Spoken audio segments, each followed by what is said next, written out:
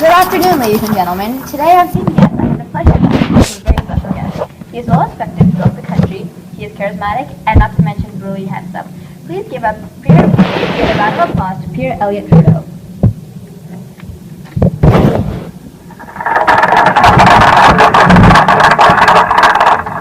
Thank you for that heartwarming introduction, Madame. It is a pleasure to be on your show.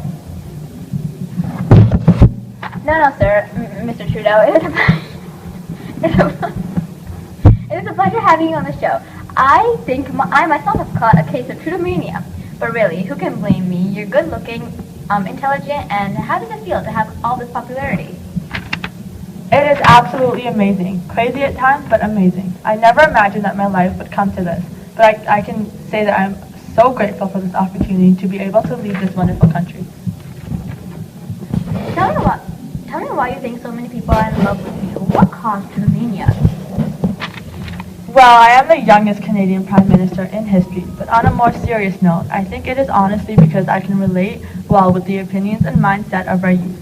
They are our future, so if they believe this country has some changes waiting to be made, I am the man for the job. I have my own visions as well, and I'm a man of his words and do exactly as promised.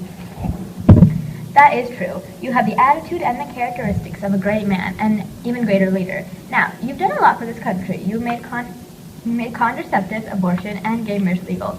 But there are many people who believe that these contraceptive and abortion laws are put into place to avoid another baby boom. Is that true?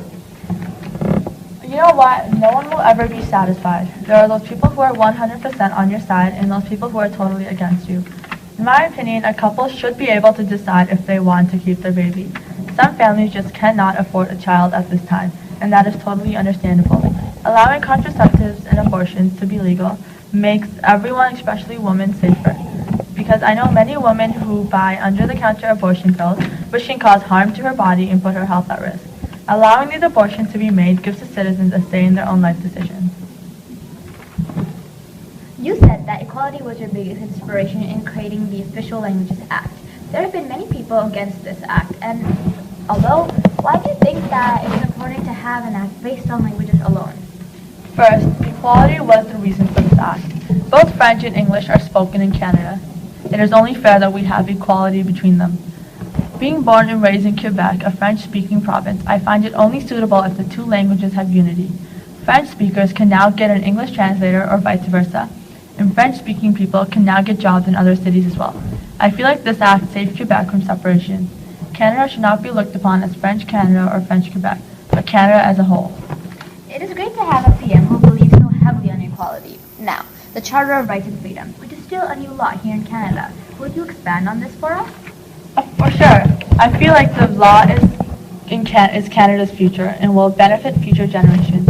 This charter protects the rights and freedom for all Canadians without the worry of discrimination. I am glad to have this charter in my legacy when I leave Parliament. That is great. Truly amazing. Sir, I completely agree with everything you have mentioned. I can confidently speak on behalf of Canadians saying thank you for keeping our rights and freedoms and future in your mind. It's a good feeling to know your fellow people believe what you are doing is right, so thank you for that. Well, when you arrived in Quebec in October of 1970, people were terrified. Can you please tell us how that experience felt for you? Of course, it has become a very important moment in Canadian history as you invoked the War Measures Act, but how did you feel about it? I think it was important that we took this crisis into our own hands. As you all probably know, two of our cabinet ministers, James Cross and Pierre were kidnapped and kept in Quebec for ransom by the FLQ. The War Measures Act allows us, the government, to step in during an emergency situation and allows us to take any measures to protect our civilians, which is exactly what I intended to do during the October crisis. Yes, there are many positives to the act, but many people were against it as well. Many people did not feel so safe with men walking around with guns. I understand that children and women must have been scared, but you've got to do what you've got to do to protect your citizens, am I right? That is very true as well. Well, it is good to know how you feel about all these new changes. That is all the time we have for today. That is all. I hope to speak to you again one day as you are truly inspirational and charismatic. Till next time, goodbye from your favorite radio station, 103.4.